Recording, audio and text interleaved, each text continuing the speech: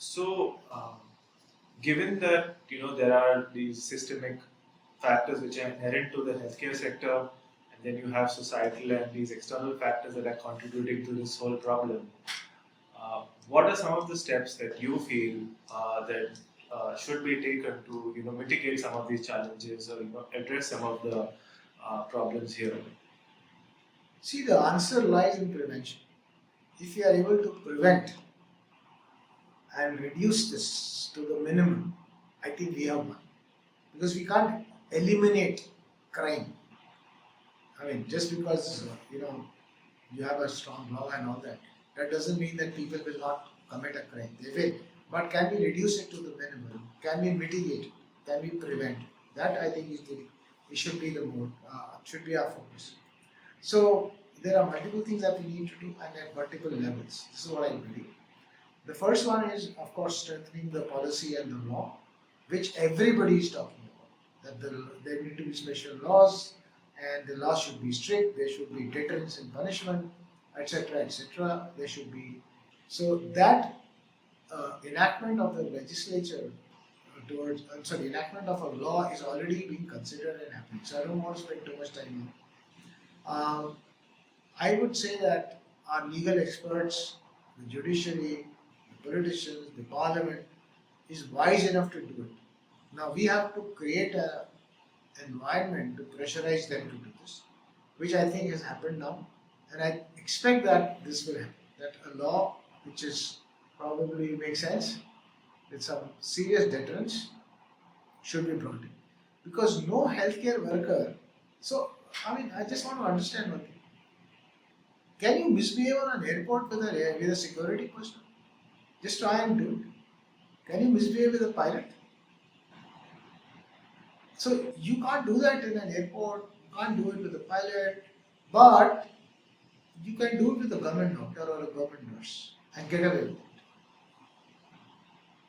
So there is an issue there. And this is to do with the legal law itself.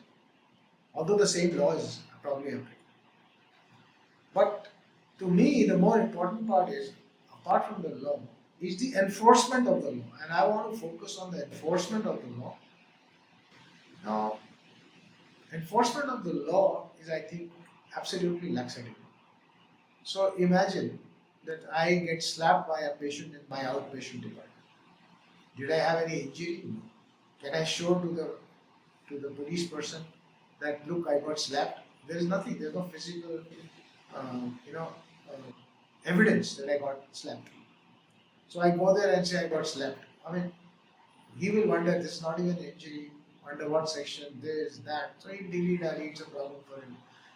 And then they will try and, not file an FIR. If I'm influential, they will file a dilly-dally report, and then, it will not even get, it will not get investigated. So enforcement, I think, is an issue.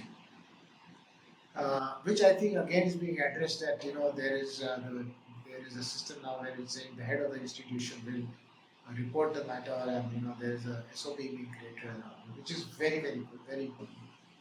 But then, has the IO been trained? The investigating officer, does he have the sensitivity of dealing with this crime? Does he understand the psychological damage it has caused? That is, somebody in my duty comes and slaps me. When I look at the next patient, I am expecting him to be slapped again. So, can he work with that sensitivity and work the case properly and ensure that the perpetuator is brought to justice?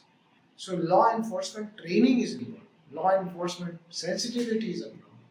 Law enforcement monitoring is something that we need to focus on. Just having a law will not be enough.